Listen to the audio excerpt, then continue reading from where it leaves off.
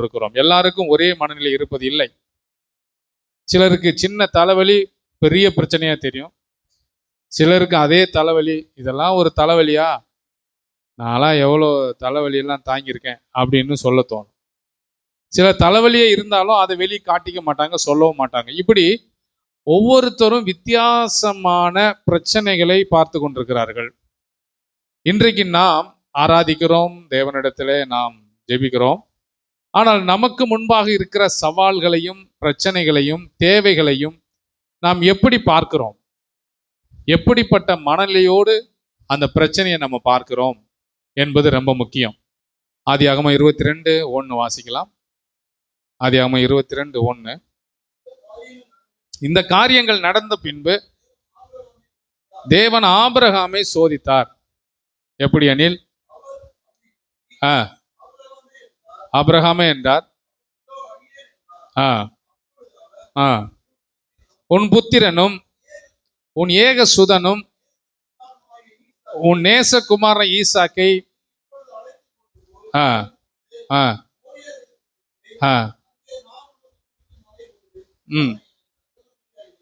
போதும். இந்த பிரச்சனையை ஆபிரகாம் எப்படி பார்க்கிறார்?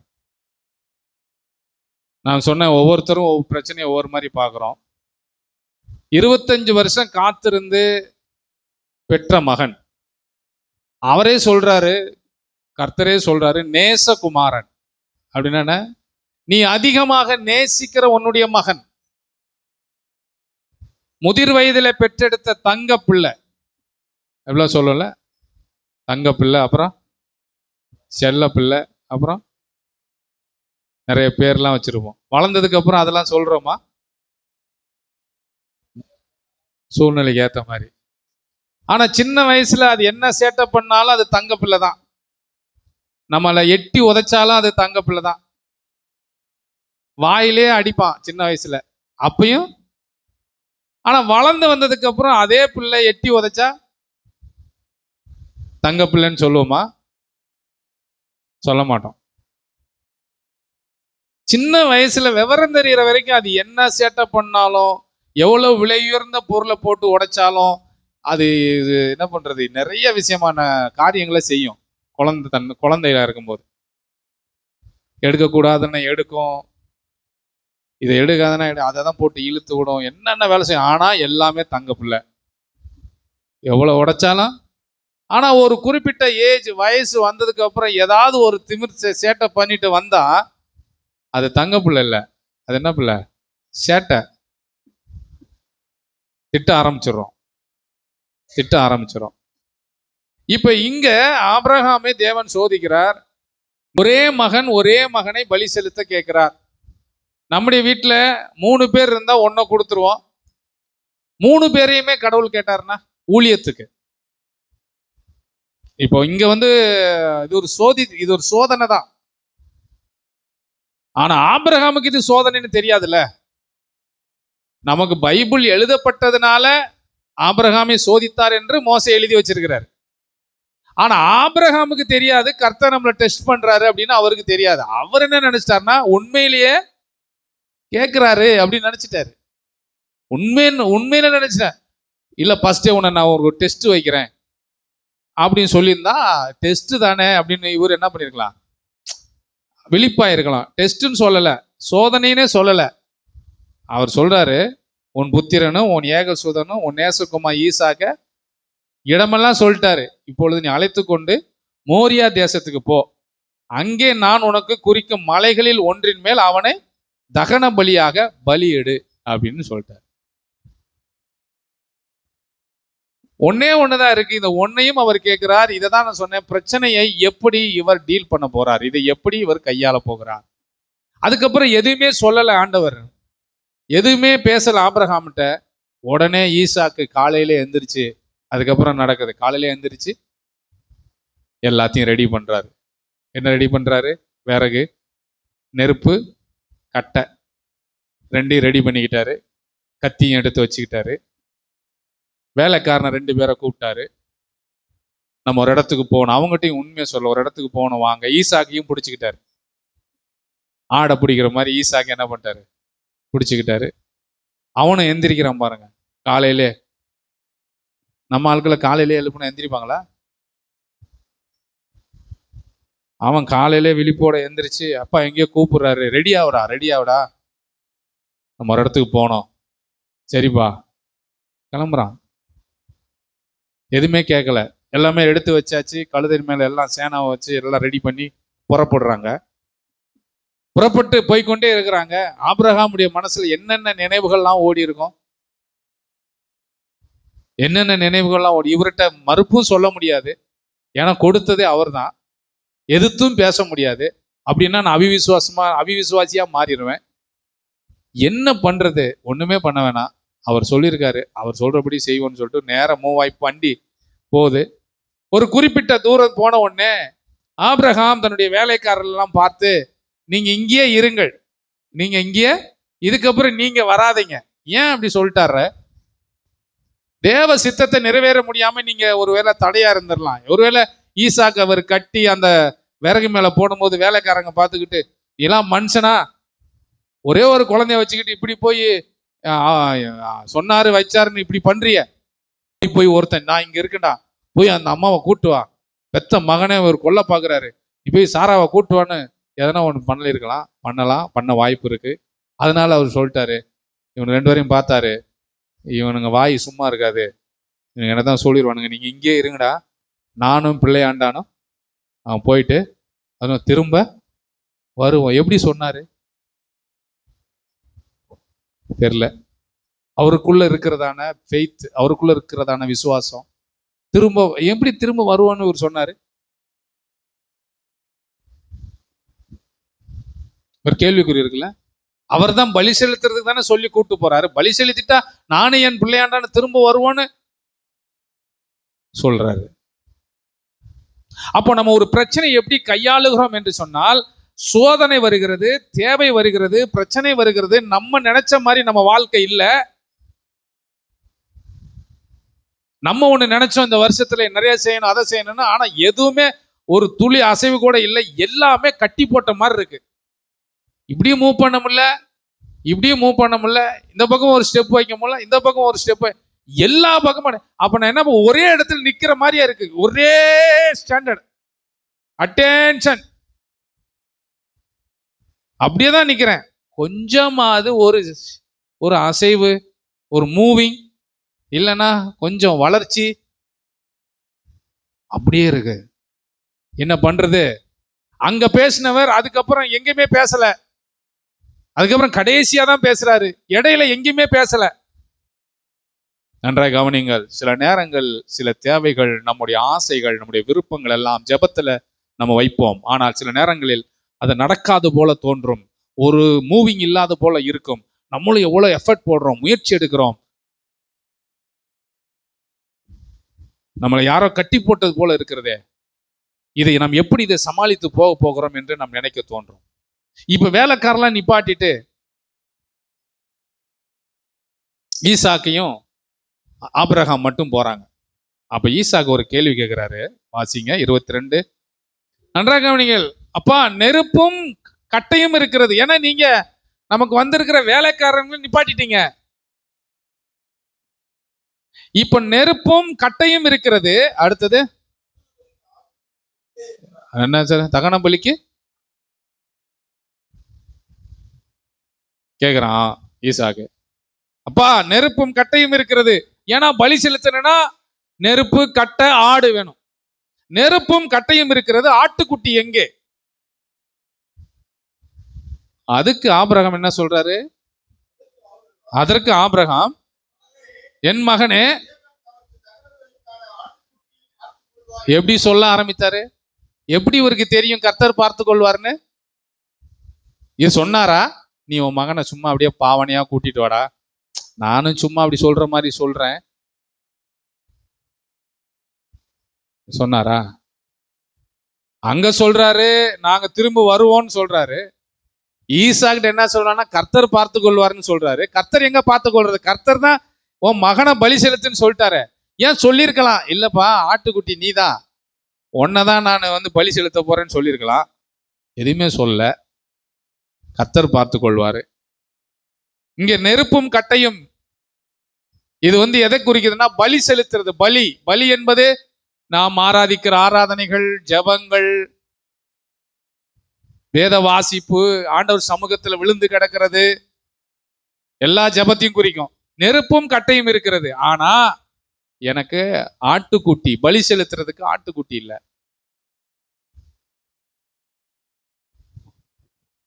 நெருப்பும் கட்டையும் தகன பலி செலுத்த பயன்படுத்தப்பட்டது. ஆனா தகன பலி செலுத்த நெருப்பும் கட்டை இருந்தாலும் ஆட்டுக்குட்டி இல்லைன்னு கேட்கும் போது அவர் சொல்ற, கர்த்தர் பார்த்து கொள்வார். இப்படிதான் நம்முடைய வாழ்க்கையில் நம்முடைய மனசை தான் சொல்லும். நான் நல்லா சோத்திரம் பண்றேன், நல்லா 5 மணி ஜெபத்துல நல்லா ஜெபம் பண்றேன், காலை மாலை எல்லாம் ஜெபம் பண்றேன், நெருப்பும் கட்டையும் இருக்கிறது, ஒரு பதில் இல்லையே. அப்பதான் அங்க சொல்றாரு, கர்த்தர் பார்த்து கொள்வார். நான் நல்லா ஜெபிக்கிறேன், கான்ஃபரன்ஸ் கால்ல ஜெபம் பண்றேன், ஆராதிக்கிறேன், சர்ச்சுக்கு வர்றேன், எல்லாமே பண்றேன். இப்ப நான் கூட அப்படிதான் நினைப்பேன், நல்லா ஊழியம் செய்யறேன், நல்லா ஜெபம் பண்றேன், நல்ல கட்டடத்தை ஆண்டவர் கொடுத்து, நெருப்பும் கட்டையும் இருக்கிறது, பதில் எங்கே? உயர்வு எங்கே? வளர்ச்சி எங்கே? இங்கதான் ஆபிரகாம் சொல்றாரு, கர்த்தர் பார்த்து கொள்வார். நம்முடைய வாழ்க்கையில சில நேரங்கள் அப்படிதான். நெருப்பும் கட்டையும் நம்ம வீட்டுல எப்பொழுதுமே இருக்கிறது. ஜெபம் இருக்கிறதா? இருக்கிறது. பைபிள் வாசிக்கிறது இருக்கிறது. குடும்ப ஜெபம் இருக்கிறது. நல்ல பாட்டு பாடுறோமா? பாடுறோம். நல்ல பைபிள் வாசிக்கிறோமா? வாசிக்கிறோம். தகன பலிக்கான ஆடு அது இருந்தா தானே நிறைவு பெறும். உயர்வு, பாவ மன்னிப்பு நிச்சயம். நானும் பாவ மன்னிப்பை பெற்று ஆராதிக்கிறேன், எனக்கு ஒரு சர்ப்ரைஸ் நடக்குமா? ஒரு ஆச்சரியம் நடக்குமா? ஆபிரகாம் சொல்றார், கர்த்தர் பார்த்து கொள்வார். சரின்னு சொல்லிட்டு நம்ம அண்ணன் ஈசாக்கு என்ன பண்றாரு, சரி அப்பா சொன்னா கரெக்டா தான் இருக்கும் அப்படின்னு சொல்லி மேல ஏறி போறாங்க. மேல ஏறி போகும்போது இடத்துக்கு வந்தார்கள். நல்லா கவனிங்க. இப்போ ஆண்டவர் சொன்ன இடத்துக்கு மூவ் ஆகி வந்துட்டாங்க. யார் வந்திருக்காங்க? ஆபிரகாமும் ஈசாக்கும் வந்தாச்சு. இப்ப ஆபிரகாம் வந்து அங்க பலிபீடத்தை கட்டி, இப்ப பாருங்க இங்க நடக்கிற ஒரு விஷயம். ஈசாக்கு அமைதியா இருக்கிறான். ஈசாக்கினுடைய அமைதி தேவனை செயல்பட வைத்தது. யாருடைய அமைதி? ஈசாக்கினுடைய அமைதி. அமைதியாக இருக்கிறான். எதுவும் கர்த்தர் பார்த்துக் கொள்வான்னு சொன்னீங்களே, என்ன என்னைய தூக்கி உள்ள போடுறீங்க? கேட்கல. கர்த்தர் பார்த்து கொள்வார்னு அப்பா சொல்லியிருக்காரு. கர்த்தர் ஈசா கிட்ட பேசினாரா? இல்ல. பேசினது யார்கிட்ட தான் பேசினாரு? ஆபிரகாம் மட்டும் தான் பேசியிருக்காரு. ஒருவேளை ஈசா கிட்டையும் பேசி இருந்தாருன்னா ஈசாக்கு சரி பேசியிருக்காருன்னு சொல்லலாம். ஈசா கிட்ட எந்த வார்த்தையுமே பேசல. சில நேரங்கள் அப்படிதான். உங்ககிட்ட எந்த வார்த்தையுமே பேச மாட்டார், ஊழியக்காரன்ட்ட பேசுவார். சில நேரங்கள் என்கிட்ட எதுவுமே பேச மாட்டார், உங்ககிட்ட சில விஷயங்களை பேசுவார். இதே மாதிரிதான் குடும்பத்திலையும். குடும்பத்தையும் நீங்க அப்படிதான் எடுத்துக்கணும். நம்ம கிட்ட சொல்லாதத நம்ம வாழ்க்கை துணையிட்ட சொல்லுவார், அங்க சொல்லாத பிள்ளைகள்கிட்ட சொல்லுவார். சாராளுக்கு தெரியவே தெரியாது. சாராளை பத்தி இங்க என்ன சம்பவம் ஒண்ணுமே காணோம். சாராள அமைதியா தான் இருந்துட்டாங்க.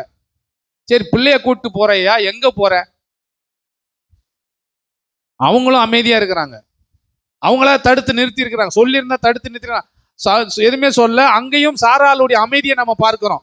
சொல்லாவிட்டாலும் சாராயுடைய அமைதி அங்க இருக்கிறது. ஈசாக்கினுடைய அமைதி அங்க இருக்கிறது. வேலைக்காரருடைய அமைதி அங்க இருக்கிறது. வேலைக்காரர்கள் நிக்க சொன்னா நின்னுட்டாங்க, எதுவுமே பேசல.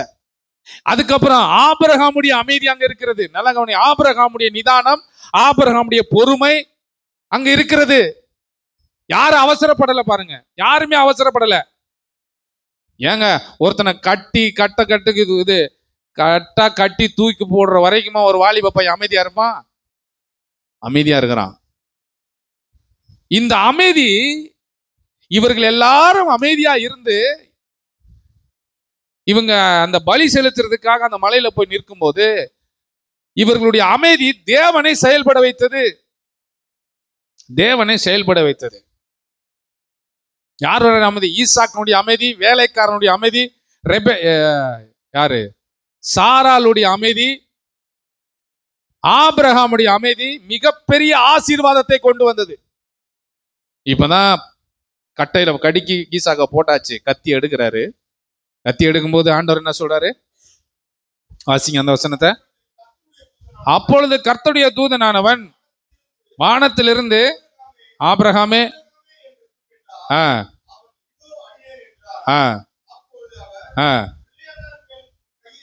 பிள்ளையாண்டன் மேல உன் கையை என்ன பண்ணாத, போடாத.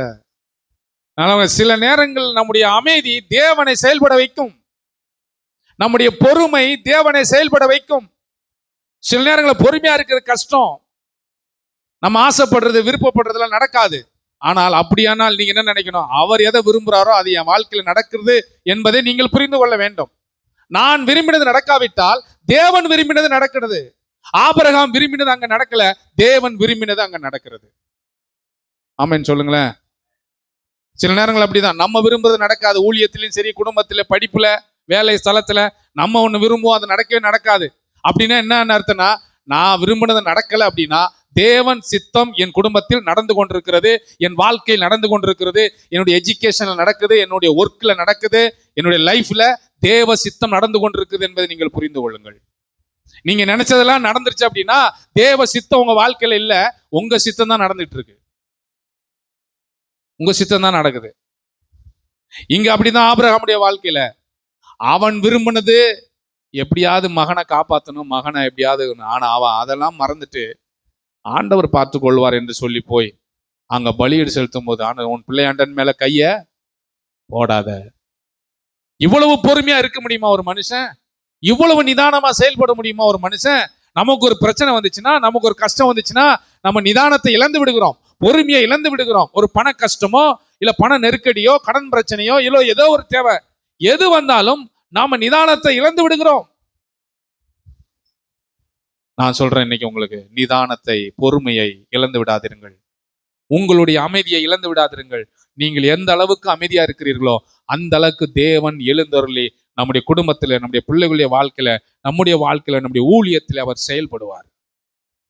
பொறுமையா இருங்க, அவசரப்படாதீங்க. ஈசாக்க பலி செலுத்துறதுக்கு இவரா வாலண்டியரா கேட்டாரு? இல்ல, ஆண்டவர் சொன்னார்னு கூப்பிட்டு போறாரு. ஆனா இவர்கள் எல்லாரும் சேர்ந்து செய்தது என்ன தெரியுமா? அமைதி, பொறுமை காத்தார்கள். இதுல ரொம்ப முக்கியமானவர் யாருன்னா ஈசாக்கு. மற்றவங்க உயிருக்கெல்லாம் எந்த பாதிப்பு கிடையாது. யாருடைய உயிருக்கு தான் பாதிப்பு? ஈசாக்குடைய உயிருக்கு தான் பாதிப்பு. எவனுக்கு பாதிப்பு அதிகமா இருக்கோ அவன் அமைதியா இருக்கிறான். யாருக்கு பிரச்சனை அதிகம்? உங்க வீட்டுல நடக்கிற ஒரு சம்பவத்துல எல்லாருக்கும் அந்த பிரச்சனை ரொம்ப எஃபெக்ட் ஆகாது. ஆனா ஒருத்தருக்கு மட்டும் அது ரொம்ப பிரச்சனையை கொடுக்கும். ஆனா அவங்க அமைதியா இருக்குதாங்கன்னா தேவன் இடைப்படுவார். தேவன் இடைப்படுவார். இந்த இடத்துல ஈசாக்கு ஜெபம் பண்ணல, கர்த்தாவே எங்க அப்பாவுக்கு நல்ல புத்தியை கொடுங்க ஆண்டவரேன்னு ஜெபம் பண்ணல. என்ன காப்பாத்துங்க ஐயா, 25 வருஷம் வாக்கு தத்தத்தின் பிள்ளைன்னு சொன்னீங்களே, உன் சந்ததியை மணல தனியா பெருக போன்னு சொன்ன, எங்க அப்பா கிட்ட இருந்து காப்பாத்துங்கய்யா. ஒருவேளை ஈசாக்கு அந்த கட்டையில கலந்து ஜெபம் பண்ணிருக்கலாம். ஒண்ணுமே செய்யல, அமைதியா இருக்கிறாரு. நல்லா கவிங்க, அமைதி என்பது கோழைத்தனம் அல்ல, அமைதி என்பது தேவனை செயல்பட வைக்கிற மூலதனம். ஒரு ஆமென் சொல்லுங்க. ஆனா ஈசாக்கு அமைதியா இல்லாம ஒருவேளை பொறுமை இழந்திருந்தா, வாலிப பசங்க, வாலிப பையன், சின்ன குழந்தை கிடையாது, சின்ன குழந்தை கிடையாது. ஒருவேளை ஈசாக்கு பொறுமையை இழந்திருந்தாருன்னா எந்திரிச்சு பலாருன்னு ஆபிரகாம் ஒரு அடி விட்டு, போயா நீ பலி செலுத்துறியா பலின்னு சொல்லியிருந்தாருன்னா என்ன ஆயிருக்கும் பாருங்க. தேவன் செயல்பட்டு இருப்பாரா? அதுக்கப்புறம் ஒரு ஆசீர்வாத லிஸ்டே கொடுக்கிறாரு. வாசிங்க வாசிங்க, பின்னாடி வாசிங்க. அவனுக்கு ஒன்றும் செய்யாதே, உன் புத்திரன் என்றும், நல்லா, உன் புத்திரன் என்று ஏக சுதன் என்று பார்க்காமல் எனக்காக ஒப்பு கொடுத்தபடியால் நீ தேவனுக்கு பயப்படுகிறவன் என்று. நான் அமைதியா இருக்கிறது ஆண்டவர் சொல்றாரு, இப்பதான் நான் எனக்கு பயப்படுறேன்னு அறிஞ்சிருக்கேன். ஏன்னா இவ்வளவு நெருக்கம் வந்து நீ அமைதியா இருக்கிறல, இவ்வளவு பிரச்சனை வந்து உனக்கு பொறுமை இருக்குல்ல. எப்பா நானே நீடிய பொறுமை, நீ என்னை விட நீடிய பொறுமை சரியா இருக்கப்பா. கர்த்தர் நம்மளை பார்த்து சொல்லுவாரா? கர்த்தர் நீடிய பொறுமை உள்ளவர். அவர் பாப்பாரு, என்னை விட என் மகன், என் பிள்ளை, என் மகன் ரொம்ப பொறுமையா இருக்கிறா. தேவன் குறுக்கிடுவார். தேவன் வந்து நம்மத்தில செயல்பட ஆரம்பிப்பார். எனக்கு ஒப்பு கொடுத்தபடி அந்த ஆட்டுக்கடாவை யார் கொண்டு வந்து கட்டி வச்சா? அதுக்கு முன்னாடி ஆபிரகாம் சொல்லிட்டாரு, கர்த்தர் பார்த்து கொள்வார். ஈசாக்கினுடைய அமைதி தேவன் ஆட்டுக்கடாக மாட்டியிருக்கிறது என்பதை கொண்டு வருவதற்கு, நல்ல செய்தியை கொடுப்பதற்கு ஈசாக்கினுடைய அமைதி. இவர் ஈசாக்கு ஒருவேளை எந்திரிச்சு அமைதியா இல்லாம இருந்தானா அந்த ஆட்டுக்கடாவை பார்த்திருக்க முடியாது. அங்க ஒரு பெரிய குழப்பமே நடந்திருக்கும். எல்லாருமே அமைதியா இருந்து கர்த்தர் பார்த்து கொள்வார், பார்த்து கொள்வார், பார்த்து கொள்வார். இப்ப அங்க திரும்பி பார்க்கறாங்க, அங்க ஆடு மாட்டிருக்கு. ஆச்சரியம், ஆச்சரியம். நம்முடைய வாழ்க்கையில் சில நேரங்கள் அப்படிதான். நம்ம பிரயாசப்படாததை, நாமல் எதிர்பார்த்திராததை ஒன்று அங்கே மாட்டிக்கொண்டிருக்கிறது. அது யாருக்கு? நீ, உனக்கு தான். நீ அந்த ஆட்டுக்கு சாப்பாடு போட்டு வளர்க்கல, அந்த ஆட்டுக்கு நீ தண்ணி ஊத்தி வளர்க்கல, அந்த ஆடை நீ காசு கொடுத்து வாங்கல. உனக்கு அங்க ஒரு ஆடை மாட்ட வச்சது நானு. எப்படி ஆண்டவர் அங்க ஆடு வந்தது? ஆடு மேய்க்கிறவங்க அங்க ஆடு மேய்ச்சாங்க. அதுல ஒரு ஆடை எனக்கு தெரிஞ்சது. இந்த ஆடை ஆபிரகாம் மகன் கூட்டு வரான். அவன் கூட்டு வரும்போது அவன் திணறி போயிடக்கூடாது. ஒரு ஆடு போய் லேசா சாப்பிட்றதுக்கு போச்சு, கொம்பு உள்ள மாட்டிக்கிச்சு. ஆடு மேய்ப்பேன், மீது ஆடுகள்லாம் பத்திட்டு போயிட்டான். இந்த ஆடை மட்டும் உனக்காக நான் வச்சிருந்தேன். நீ கஷ்டப்படல, நீ காசு கொடுத்து வாங்கல, நீ அதுக்காக பிரயாசப்படல. நீ பிரயாசப்படாத ஒன்று அங்க இருக்கிறது, எடுத்துக்க. சில நேரங்கள் ஆண்டவர் நமக்கு அப்படிதான் செய்வார். ஆச்சரியமா இருக்கும். நம்ம பிரயாசப்பட்டிருக்க மாட்டோம், நம்ம அதற்காக ஜெபம் கூட பண்ணியிருக்க மாட்டோம், நம்ம சில நேரங்கள்ல அதை பத்தி யோசிச்சிருக்க மாட்டோம். கர்த்தர் சொல்லுவாரு, இங்க பார், நீ இவ்வளோ அமைதியா இருந்ததுக்காக உனக்கு ஒரு சர்ப்ரைஸ் வச்சிருக்கிற. ஆச்சரியம் காத்து இருக்கிறது உனக்கு. நிறைய நேரங்கள் பிள்ளைகள் நமக்கு சர்ப்ரைஸ் கொடுப்பாங்க, நமக்கு ஆச்சரியமா இருக்கும். இந்த 100 ரூபாய் 200 ரூபாய் சர்ப்ரைஸுக்கே எப்படின்னா, தேவன் சொல்றாரு, உனக்கு நான் ஒரு ஆச்சரியத்தை வச்சிருக்கிறேன். ராமன் சொல்லுங்க. உனக்கும் ஒரு ஆச்சரியம் காத்திருக்கு, உனக்கு ஒரு சர்ப்ரைஸ் காத்திருக்கிறது. உன் அமைதி ஒரு நாள் உன்னை வெட்கப்படுத்தாது, உன் பொறுமை ஒரு நாள் வெட்கப்படுத்தாது. இவ்வளவு நான் உனக்கு ஒண்ணுமே செய்யாம இருந்தோம், நீ இவ்வளவு சந்தோஷமா பாட்டு பாடி என்னை ஆராதிக்கிறல, உனக்கு ஒண்ணுமே நான் இந்த வருஷத்துல செய்யல. உன் வாக்குத்தத்தத்தை கூட 1% கூட நான் உனக்கு செய்யல. ஒண்ணுமே செய்யாம இருந்து என் மேல இவ்வளவு பாசமா இருந்து இந்த ஆலயத்துக்கு வந்திருக்குல்ல, உனக்கு ஒரு சர்ப்ரைஸ் காத்து இருக்கிறது. உனக்காக ஒரு ஆடு அங்கே சிக்கி கொண்டிருக்கிறது. அல்லேலூயா சொல்லுவோமா? அதை ரிசீவ் பண்ணுங்க, அதை ஏற்றுக்கொள்ளுங்க. ஆபிரகாமுக்கு தெரியாது. நீ போ, உனக்கு அங்க ஒரு ஆடு மேயும், ஆடு அங்க சிக்கும், அதெல்லாம் எதுவுமே தெரியாது. எதுவுமே தெரியாது. எதுவுமே தெரியாம தான் அவர் சொல்லிட்டாருன்னு சொல்லிட்டு இவர் மூவ் பண்ணி போய்கொண்டே இருக்கிறார் தன்னுடைய பயணங்களில். இனி நம்முடைய வாழ்க்கையில ஒரு புதிய வெளிப்பாட்டை, ஒரு புதிய விதையை, ஒரு புதிய வாக்குத்தத்தத்தை தேவன் கொடுக்கிறார். நீங்கள் இனிமேல் ஆச்சரியத்தின் மேல் ஆச்சரியத்தை பார்க்க போகிறீர்கள். எப்படி? நீங்கள் பிரயாசப்படாததை தேவன் உங்க கையில கொண்டு வந்து கொடுப்பாரு. ஏன் எப்படி கொடுப்பாரு? இது வரைக்கும் நீங்க அமைதியா இருந்தீங்களா? அதுக்கு என்ன போனஸ்? அதுக்கு என்ன சர்ப்ரைஸ்? பிள்ளைகள் நல்ல உயர்ந்த இடத்துல போய் உட்காருவாங்க. உன் பிள்ளைகள் நீ படுற இந்த கஷ்டத்தின் மத்தியிலும் பிள்ளைகளை பரிசுத்தமா வளர்த்தெடுத்திருக்கிற, இந்த கஷ்டத்தின் மத்தியிலும் தேவனுக்கு பிரியமா பிள்ளைகளை வளர்த்திருக்கிற. அப்ப தேவன் நம்ம பிள்ளைகளை கைவிட்டுருவாரா? கைவிடவே மாட்டார். நம்முடைய பிள்ளைகளை ஆச்சரியமான இடத்துல கொண்டு போய் தேவன் நிறுத்துவாரு. ஈசாக்குடைய அமைதி என்ன பண்ணுச்சு? ஆதியாகமம் 24:20 வாசிங்க. ஆதியாகமம் 24:20 நல்ல கவனிங்க. ஈசாக்குடைய அமைதி எலியேசர் ஈசாக்குக்கு பெண்ணு பார்க்க போகும்போது ஆச்சரியப்பட வைத்தது.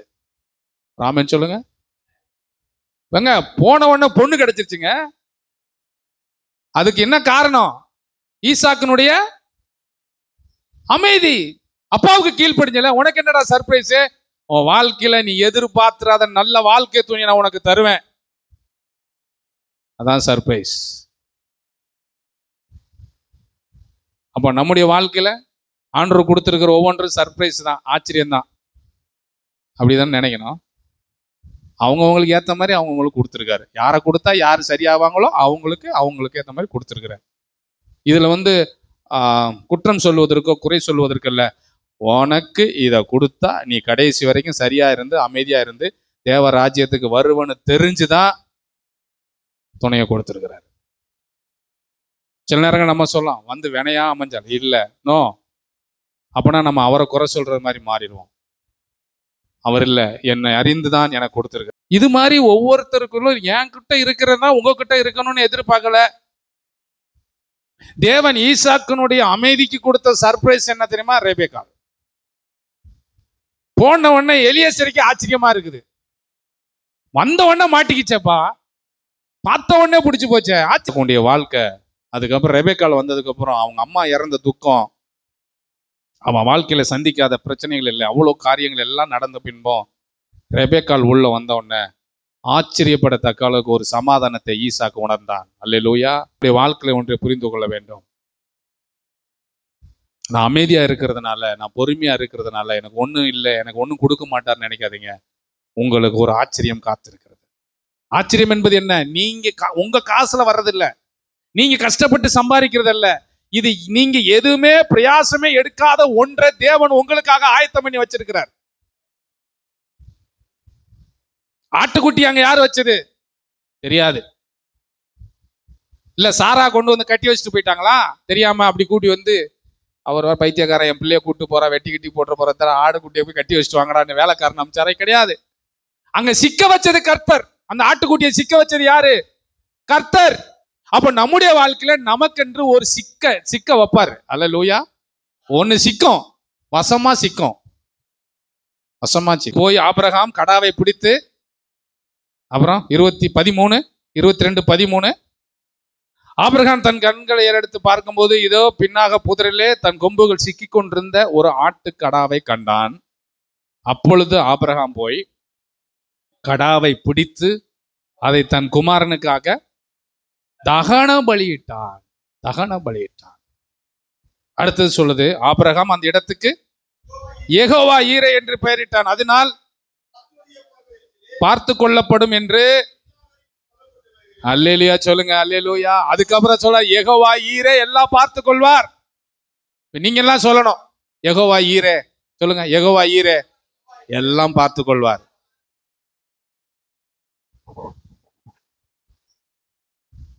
எக்ஸாம் எழுதிட்டீங்களா? முடிஞ்சு போச்சு. யெகோவா ஈரே எல்லாம் பார்த்து கொள்வார். அதுக்கு அதை பத்தி திரும்ப யோசிக்க வேண்டிய அவசியம். நம்முடைய தேவைகளை முன்கூட்டியே அறிந்து அதை சந்திப்பவர் தான் நாம் ஆராதிக்கிற தேவன். யெகோவா ஈரே, அதுக்கு என்ன அர்த்தம் தெரியுமா? நீ பிரயாசப்படாததை உனக்காக ஆயத்தப்படுத்துகிறார். நீ காசு கொடுத்து வாங்க வேண்டிய அவசியம் இல்லை.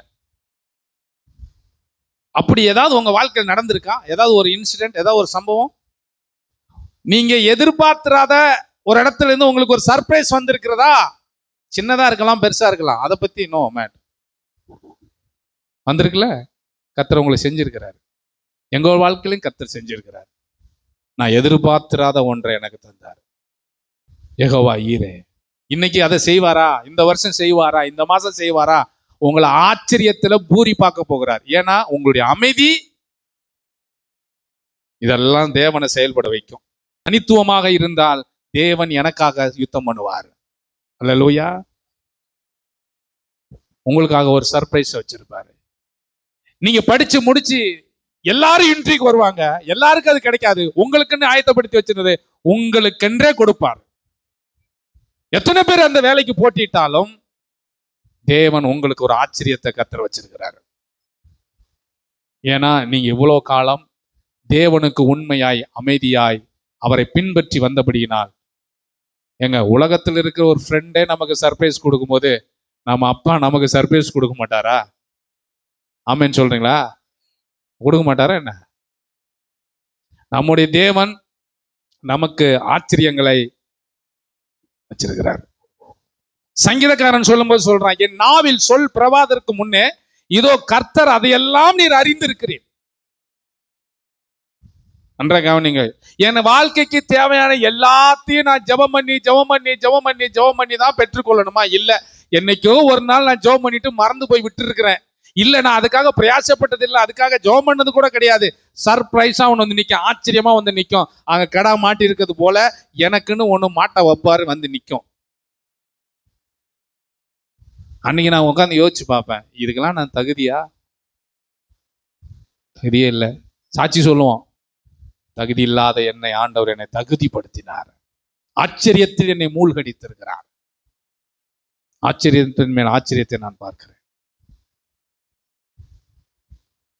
எல்லாவற்றையும் அமைதியுடன், பொறுமையுடன், நிதானத்துடன் செய்தால் தேவன் செயல்படுவார்.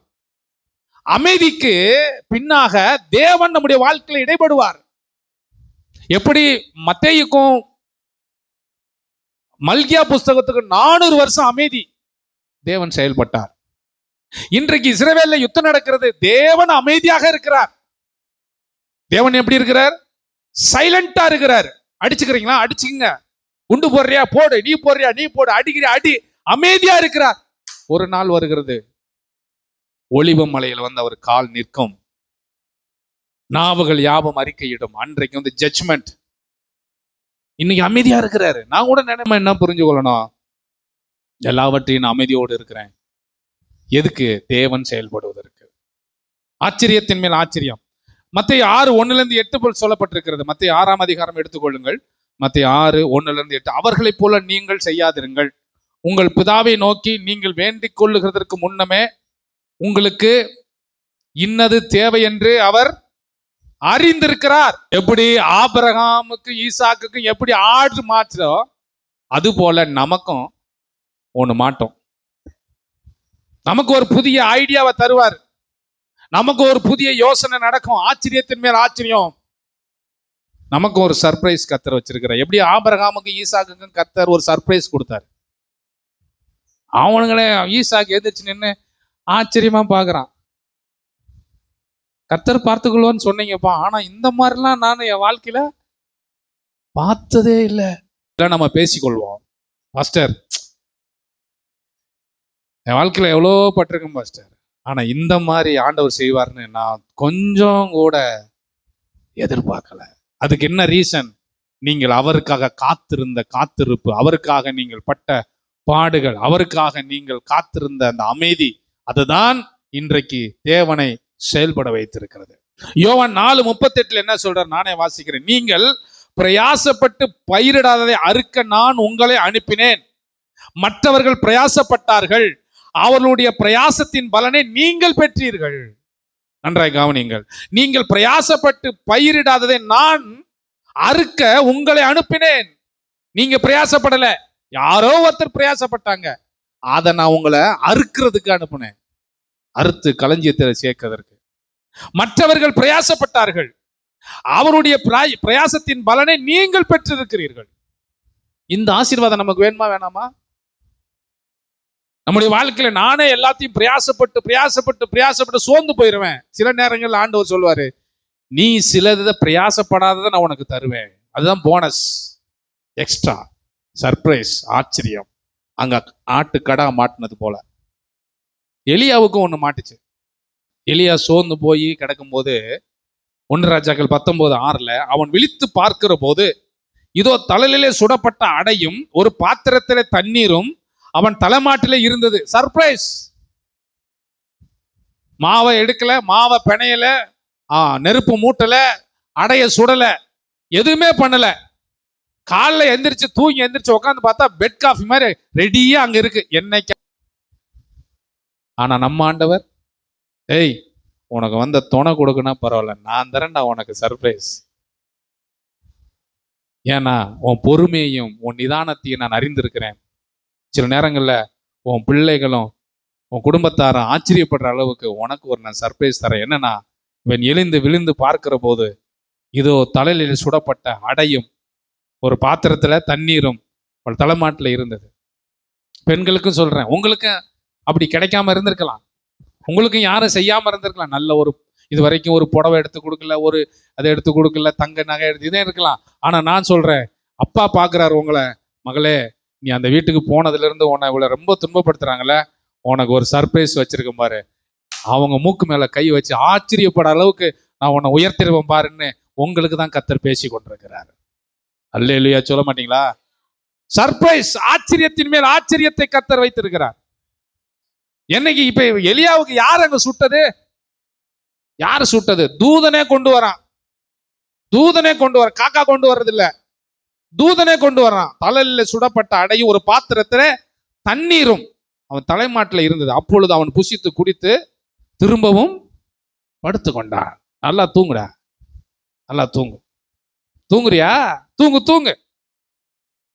இந்த பிரசங்கத்தை கேட்டு இன்னைக்கு போய் சாப்பிட்டு நல்லா ரெஸ்ட் எடுங்க, தூங்குங்க. ஆச்சரியத்தின் மேல் ஆச்சரியம், ஒரு சர்ப்ரைஸ் உங்களுக்காக காத்திருக்கு. ஆமென். ஆமா, தூங்காம உழைக்கிறீங்க, கஷ்டப்படுறீங்க, பிள்ளைகளுக்காக ஓடுறீங்க, ஆடுறீங்க, அப்படி பண்றீங்க, இப்படி பண்றீங்க, எல்லாம் ஆத்தர் பாக்குறாரு. பார்த்துட்டு சும்மா விடுவாரா? உங்களுக்கு ஒரு ரெஸ்ட் காலத்துல ஒரு சர்ப்ரைஸ் கத்தர் வச்சிருக்கிறார். ஆச்சரியத்தின் மேல் ஆச்சரியம். எலியாவுக்கு மட்டும் தான் செய்வாரா? இஸ்ரவேல் ஜனங்கள் போறாங்க. யாத்திராகமம் 15:27 வாசிங்க. யாத்திராகமம் 15:27. பின்பு அவர்கள் எலிமுக்கு வந்தார்கள். 12 நீரூற்றுகளும் 70 பேரிச்சம்பழம் இருந்தது. யாருங்க இந்த பேரிச்சம்பழம் மரத்தை வச்சது?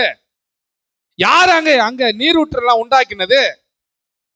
தெரியாது, தெரியாது. நான் இதை படிக்கும்போது கொஞ்சம் யோசிச்சு பார்த்தேன். 70 பேரிச்சம்பழம் மரம் வரணும்னா எத்தனை வருஷம் ஆகும்? கணக்கு போட்டு பார்த்தா. ஆனா அத்தனை வருஷத்துக்கு முன்னாடியே இது வழியா நான் இஸ்ரேல் மக்களை கூட்டு வர போறேன், இங்க 70 பேரிச்சம்பழம் மரத்தை நட்டுங்கடா, 12 நீரூற்றை வெட்டி வைங்கடா, என் பிள்ளைகள் தாக்கத்தோடு வருவாங்க, இங்க வந்து ரெஸ்ட் எடுக்கணும், பேரிச்சம்பழத்தை பறிச்சு நல்லா சாப்பிடணும். யாருக்காக? யாருக்காக? நமக்காக. இதுவரையும் நம்ம ஒருவேளை இதுவரையும் நான் சர்ப்ரைஸே பார்த்தது இல்லை பாஸ்டர். நான் எந்தமா ஆச்சரியப்பட்டு நான் எதையுமே பார்த்தது இல்லை. சரி, இந்த உலகத்துல நமக்கு அப்படி யாரும் கொடுக்காட்டாலும் பரவாயில்ல. அதை தான் ஆண்டவர் சொல்றாரு, உனக்காக 12 நீரூற்றும் 70 பேரிச்சம்பழம் நீ பிறக்கிறதுக்கு முன்னாடியே ரெடி ஆகி வச்சிரு. அல்லேலூயா. இதெல்லாம் வாசிக்கும் போது நான் எதிர்பார்த்தேன் என்ன தெரியுமா? எனக்கு எப்ப ஆண்டவரே ஆடு சிக்கும்? ஆச்சரியத்தின் மேல் ஆச்சரியம். 3 வருஷமா அப்புறம் அவர் தான் எனக்கு பீஸ் கட்டினாரு. ஏன் இதை சொல்றேன்னா, நமக்கு சர்ப்ரைஸ் நடக்குமா, நம்மளெல்லாம் ஆண்டவர் ஆச்சரியப்படுத்துவாரா அப்படின்னு நீங்க நினைக்கிறீங்களே? இங்க 12 நீரூற்றுகளும் 70 பேரிச்சம்பழம் யாரு அங்க உருவாக்கி வச்சா? யார் அங்க நட்டு வச்சா? எவனோ நட்டு வச்சான், யாரோ கிணறு தோண்டா. நமக்கு ஆண்டவர் அதை கொடுக்குறாரு. அதனாலதான் அவர் சொல்லி, நீ கட்டாத வீட்டுல நீ நட்டாத பேரிச்சம்பழம் மரத்தை சாப்பிடுவ, சாப்பிட வைப்பாரு. சீசர்களுக்கு ஒரு சர்ப்ரைஸ் கொடுத்தார் ஆண்டவர். சீசர்களுக்கு என்ன சர்ப்ரைஸ்? யோவான் 21:9 அவர்கள் கரையில இறங்கின போது கரி நெருப்பு போட்டிருக்கிறதையும் அதன் மேல் மீன் வைத்திருக்கிறதையும் அப்பத்தையும் கண்டார்கள். மீன் பிடிக்க போறாங்க, நைட் எல்லாம் மீன் பிடிக்கிறாங்க, ஒரு மீனும் கிடைக்கல. திரும்பவும் ஆண்டவர் வந்து அந்த போட்டு பாத்துல போட்டு நிறைய மீன் கிடைச்சி வலைகள் கிழிந்து போகத்தக்க எல்லாம் மீன் அடிக்கிறாங்க. இவங்க மீனை பிடிச்சிக்கிட்டு கரைக்கு வர்றதுக்குள்ள கரையில பார்த்தா சுட சுட மீன் இருக்கு. பசி. அப்ப ஆண்டவர் கேட்கிற, நீங்க பிடிச்ச மீன் சில மீனை கொண்டு வாங்க, நானும் உங்களுக்கு நிறைய மீன் சுட்டு வச்சிருக்கேன், எல்லாம் சேர்ந்து நம்ம எல்லாம் சாப்பிடுவோம். இயேசு அவர்களை நோக்கி 10வது வசனம் 21:10 சிலவற்றை கொண்டு வாருங்கள் என்றார். அப்புறம் 12வது வசனத்துக்கு வாங்க. இயேசு அவர்களை நோக்கி வாருங்கள் போஜனம் பண்ணுங்கள் என்றார். அவரை கர்த்தர் என்று சீசர்கள் அறிந்தபடினால் அவர்களில் ஒருவனும் நீர் யார் என்று கேட்கவில்லை. 13 அப்பொழுது இயேசு வந்து அப்பத்தையும் மீனை எடுத்து அவர்களுக்கு கொடுத்தார். அவங்க சுடல, மீனே பிடிக்கல. நான் என்ன நினைக்கிறேன்னா, நீ மீன் பிடிச்சிட்டு வந்தா சுட்டு சாப்பிடணும் ஒன்றும் கிடையாது ராஜா. உன் வலையில மீனே அகப்படலைனாலும் நீ ஆசைப்பட்டுட்டேன்னா உனக்காக ரெடி பண்ணி வச்சிருக்கிற மீன் சாப்பிட்றதுக்கு. அல்லேலூயா. நிறைய நேரங்கள் அப்படித்தானே நம்ம ஆசைப்படுவோம். இன்னைக்கு இந்த இந்த இந்த குழம்பு, இந்த மீன், இது மாதிரி ஏதாவது சாப்பிட்டா நல்லா இருக்கணும். என்னைக்காவது ஒரு நாள் தான், டெய்லி அப்படிலாம் நடக்கிறாது. சர்ப்ரைஸ் டெய்லி கொடுத்தா நல்லா இருக்குமா? நல்லா இருக்காது. தினமும் ஈசாக பலி செலுத்த உனக்கு ஆட்டுக்குட்டியை தருவேன்னு சொன்னாரா என்ன? எலியாவுக்கு டெய்லி அப்பமும் தலல் சுட்ட அடைய வந்துச்சா என்ன? இவங்களுக்கு இஸ்ரவேல் ஜனங்களுக்கு அங்கேவா இருந்தாங்க? 12 நீரூற்று 70 பேர் இங்கே இருறா இல்ல. அது ஒரு சர்ப்ரைஸ், அது ஒரு ஆச்சரியம். என்னைக்காவது ஒரு நாள் ஆசைப்படும் போது திடீர்னு பார்த்தா அந்த குழம்பும் மீனும் வரும். என்னன்னா, நிறைய குழம்பு வச்சுட்டோம், நீங்களும் இதை கொஞ்சம் சாப்பிடுங்க. ஆச்சரியத்தின் மேல ஆச்சரியம். அடுத்து இறுதியான ஒரு சர்ப்ரைஸ் நமக்கு வச்சிருக்காரு. என்ன தெரியுமா? உங்கள் இருதயம் கலங்காது இருப்பதாக என்னிடத்திலும் தேவனிடத்தில் விசுவாசமா இருங்கள். என் பிதாவின் வீட்டில் அநேக வாசஸ்தலங்கள் உண்டு. அப்படி இல்லாததுன்னா நான் உங்களுக்கு சொல்லியிருப்பேன். ஒரு ஸ்தலத்தை உங்களுக்காக ஆயத்தம் பண்ண போகிறேன்.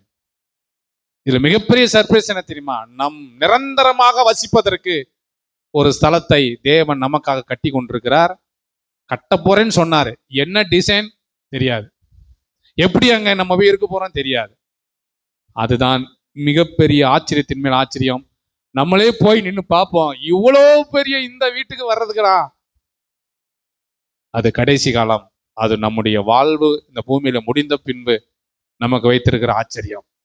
ஆனா அதுக்கு முன்பாக இந்த உலகத்துல நமக்கு சில ஆச்சரியங்கள் நடக்கும். இனி வருகிற நாட்களில் நீங்கள் பார்ப்பீர்கள், கர்த்தர் உங்களுக்கு செய்வார். எத்தனை பேர் ஆமென் சொல்றீங்க?